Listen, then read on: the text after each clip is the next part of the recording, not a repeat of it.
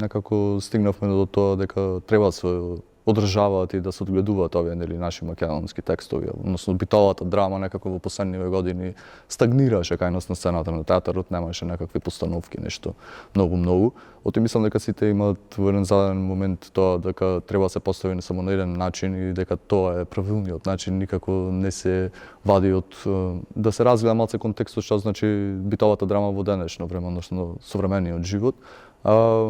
Навистина на голема чест е да се работи на ваква драма во ваков театарот и нели како што кажавте и вие, првата постановка на овој театар била Бегалка, па сега што значи сето тоа после 50 години да се гледа Бегалка во денешна конотација на самиот текст. Илиоски овие текстови кои ги пишувал, јас савеј дипломската работа в Чорба читалост, навистина и тој е текстот Илиоски, кои се пишувани во далечна 1930 година и некако темите внатре што се обработуваат навистина допираат и до нас денес, значи ни се случуваат некако истите ситуации само во многу поразлични околности. Внатрешноста на како се вика на ликовите, односно на нивните карактери преотстојува и денес, само се некако тие видоизменети и во различни околности ставени. Значи, мислам дека темите кои се обработуваат во самиот текст исто така ни се случуваат денес, само се во многу поразличен некако, како се вика, визуелен контекст ставени. И мислам дека тука направивме еден обид да направиме таква една спојка помеѓу тоа што било тогаш и како тоа изгледа денес.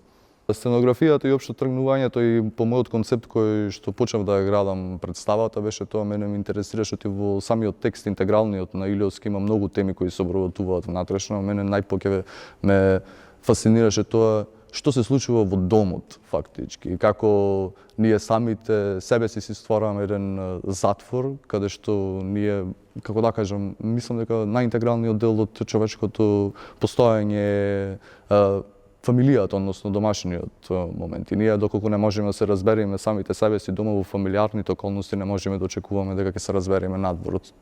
во социјалниот етер. И затоа тргнав натаму и сценографијата го представувам до некој одреден степен тоа, собите и просториите кои ги создаваме ние и создаваме еден имагинарен затвор во кој што не можеме да се разбереме ни спрема други, а најповеќе би требало да се разбереме во тие околности, во самото семејство.